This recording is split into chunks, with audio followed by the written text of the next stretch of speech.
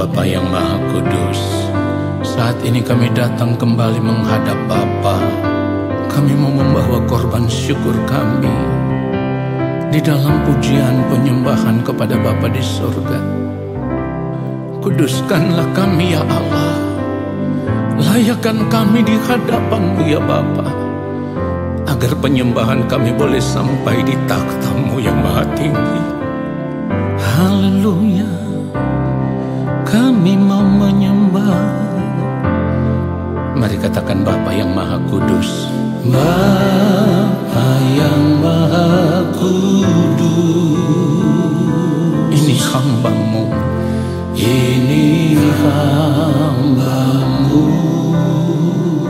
Mari katakan bersujud, bersujud, menyembah, menyembah di hadirat-Mu.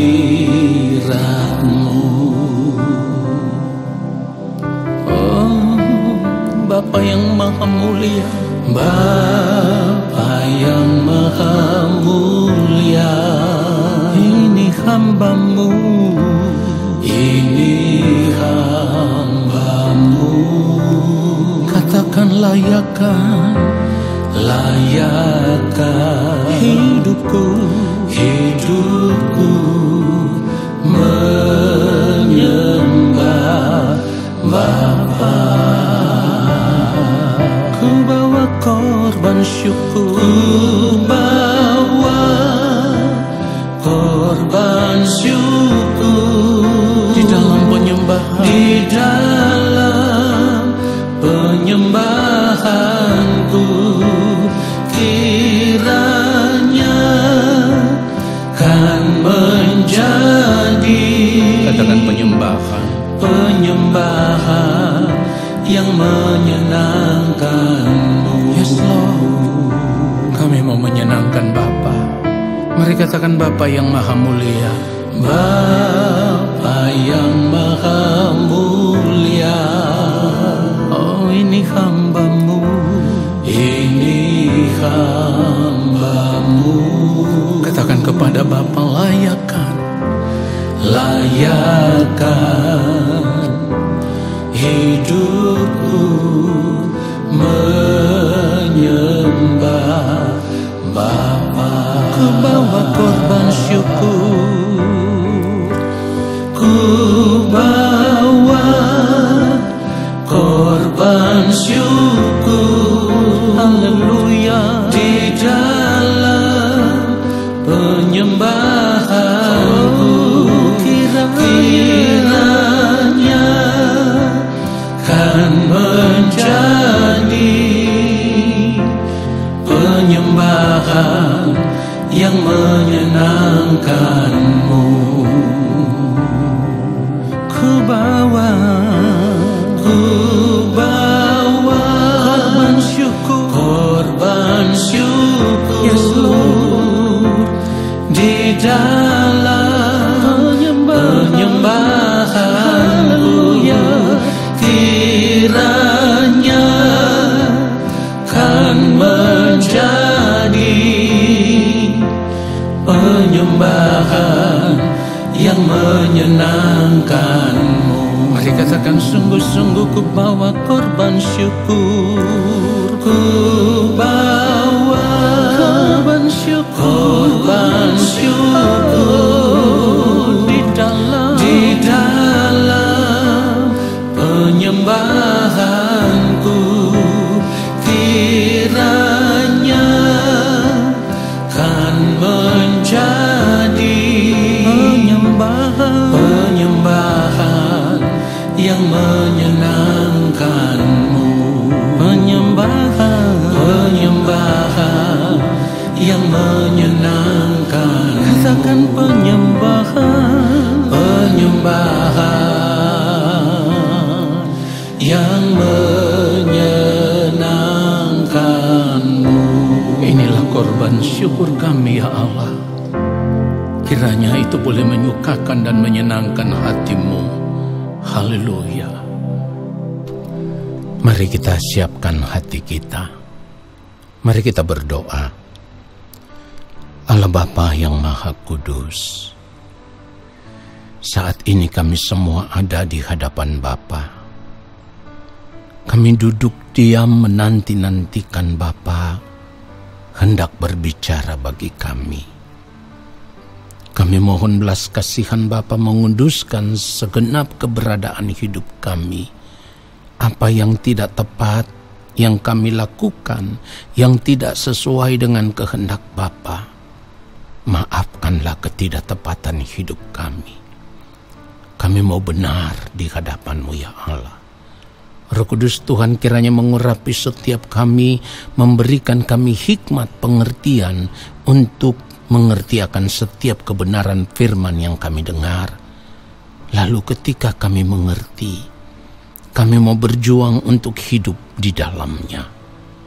Di dalam nama Tuhan Yesus Kristus, kami siapkan hati kami untuk menerima kebenaran firman Tuhan saat ini.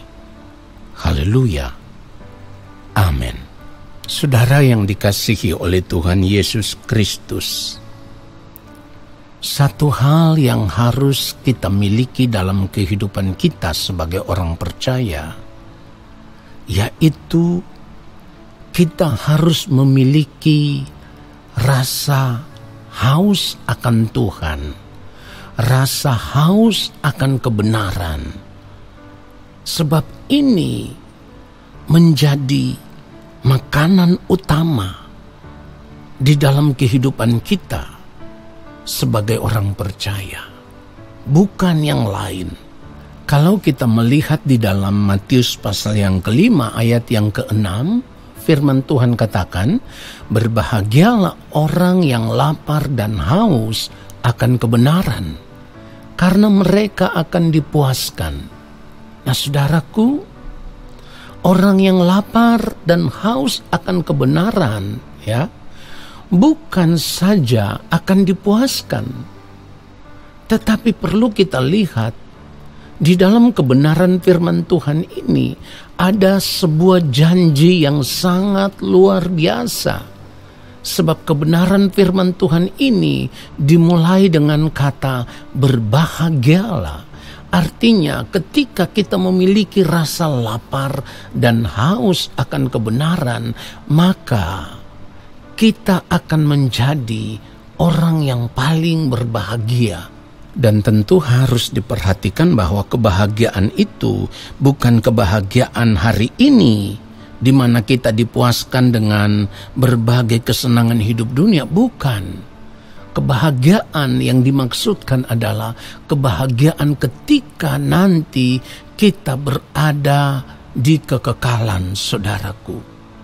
Saudara yang dikasihi oleh Tuhan Yesus Kristus, kalau kita sungguh-sungguh mau memiliki rasa lapar dan haus akan kebenaran, maka kita akan merasa waktu hidup kita akan terbuang dengan sia-sia di dalam perjalanan hidup kita setiap hari kalau kita tidak membangun hubungan dengan Tuhan secara benar.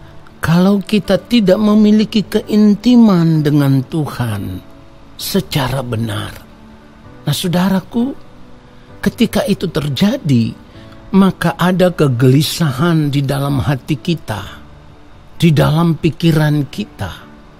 Kalau kita tidak sungguh-sungguh memiliki persekutuan dengan Tuhan. Artinya begini, kalau setiap hari kita tidak punya waktu untuk berbicara dengan Tuhan, ngobrol dengan Tuhan, maka kita akan merasa ada sesuatu yang hilang, ya. Perasaan hati kita itu akan terus-menerus mengejar, seakan-akan menuduh kita. Kenapa begitu banyak waktu hidup yang kita sia-siakan di sepanjang hari hidup kita? Ada yang hilang, ada yang kurang, saudaraku. Saudara yang dikasihi oleh Tuhan Yesus Kristus, kalau kita menjadi orang yang tidak memiliki rasa lapar dan haus akan kebenaran dalam sepanjang hari hidup kita, saya harus katakan, kita tidak akan pernah bisa menikmati Tuhan secara real atau secara nyata. Nah, hanya orang yang terbiasa membangun hubungan yang intim dengan Tuhan, akrab dengan Tuhan, mereka akan memiliki perasaan bahwa Allah itu bisa dinikmati secara real, secara nyata. Kenapa?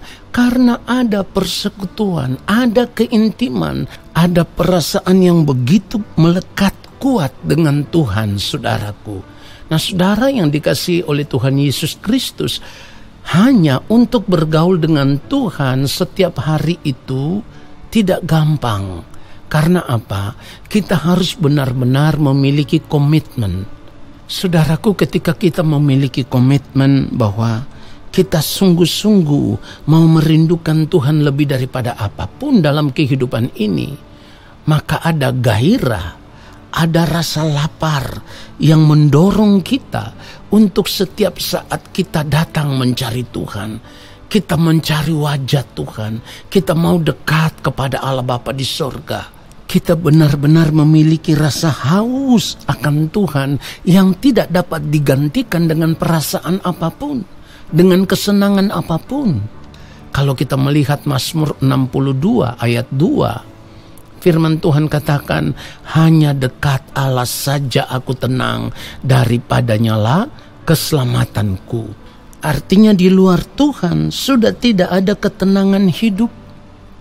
Yang ada berbagai macam persoalan, tantangan dan masalah yang kita hadapi, lalu pada akhirnya membuat kita bersungut-sungut, kita mengeluh, ya.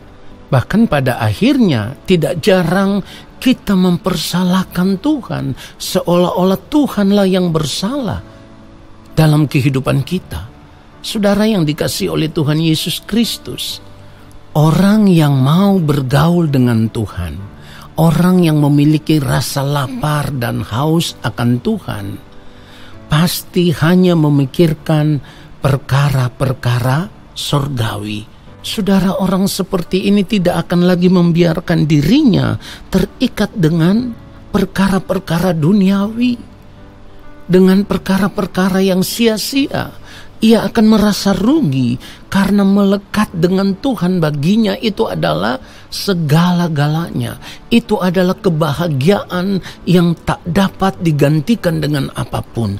Saudaraku, satu fragmen yang luar biasa yang terjadi ketika Tuhan Yesus berjumpa dengan seorang perempuan Samaria.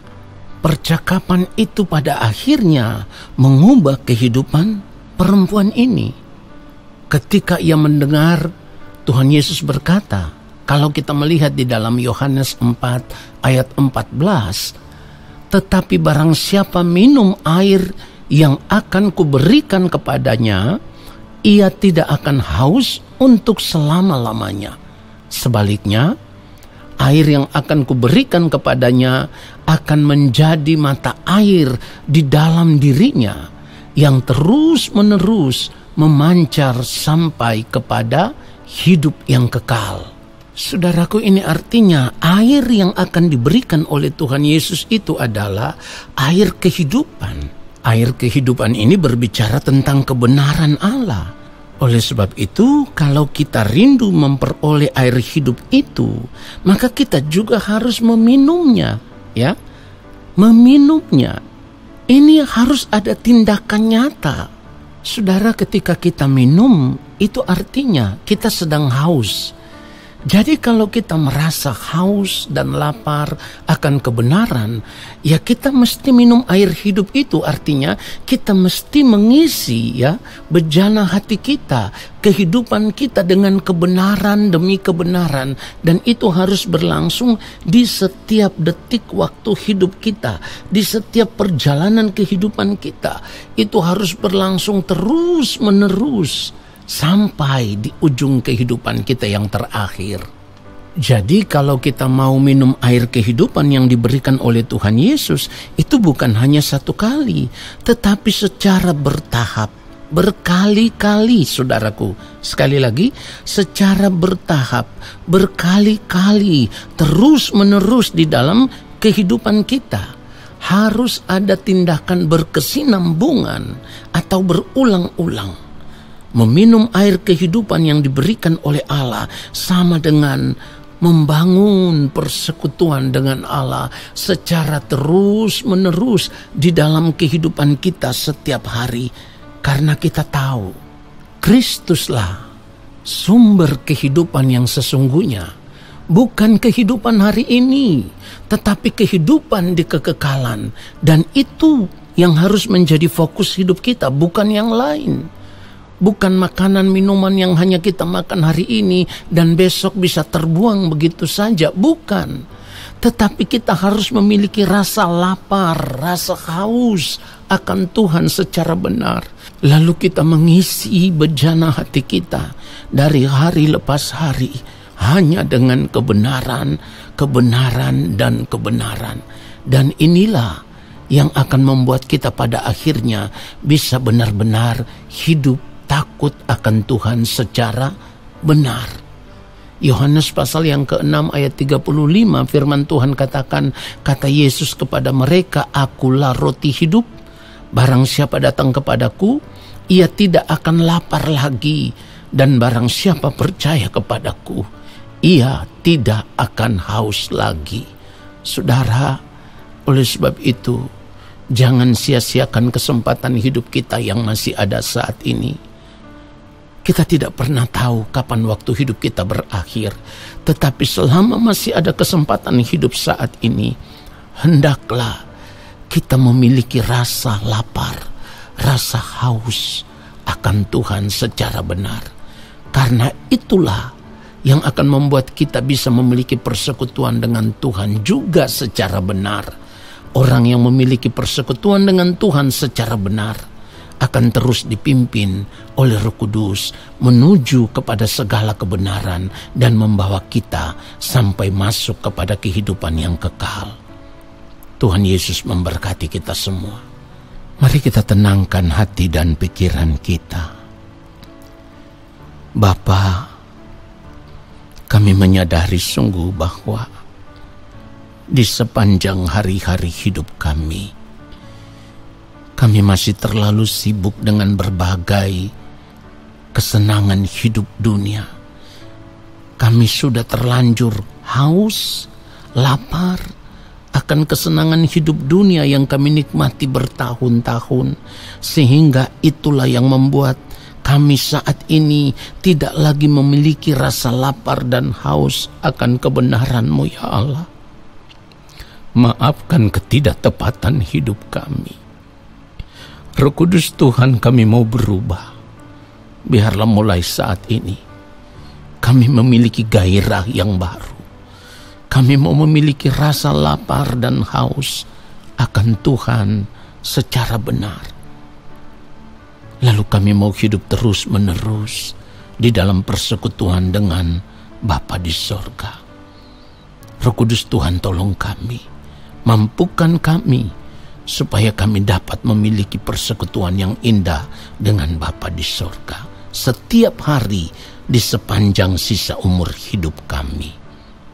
Ya Bapa, di akhir daripada saat teduh ini, hamba juga berdoa kepada anak-anak-Mu. Mereka di dalam berbagai pergumulan hidup, apapun yang mereka gumuli, tentu hamba tidak tahu satu demi satu. Tetapi Bapa yang melihat sampai di kedalaman hati mereka. Baik itu pergumulan untuk masalah ekonomi, untuk masalah sakit penyakit, untuk masalah rumah tangga yang berada di ambang perceraian atau dalam keretakan-keretakan rumah tangga. Juga masalah-masalah yang lain di mana anak-anak-Mu rindu memiliki pekerjaan di dalam keadaan seperti ini. Tuhan, Engkaulah jawaban satu-satunya atas kehidupan anak-anak-Mu. Dan Engkaulah Bapa yang punya belas kasihan, yang sanggup membelas kasihani anak-anak-Mu dan menjawab pergumulan mereka. Hamba tidak sebut satu demi satu, tetapi Bapa yang Maha Tahu, Bapa yang melihat. Jawablah pergumulan anak-anak-Mu sesuai dengan kehendak-Mu, ya Bapa. Jangan sesuai dengan kehendak hamba sebagai manusia. Lalu di akhir dari saat teduh ini kami mengangkat tangan di hadapan Bapa. Kiranya Bapa berkenan menurunkan tangan dan memberkati setiap kami. Segala berkat kasih karunia daripada Allah Bapa di sorga, cinta kasih yang berlimpah-limpah di dalam Tuhan Yesus Kristus, dalam persekutuan dengan Roh Allah yang kudus, turun atas kehidupan kami, menyertai langkah kehidupan kami saat ini, kekal hingga Maranatha, Tuhan Yesus datang kembali menjemput kami.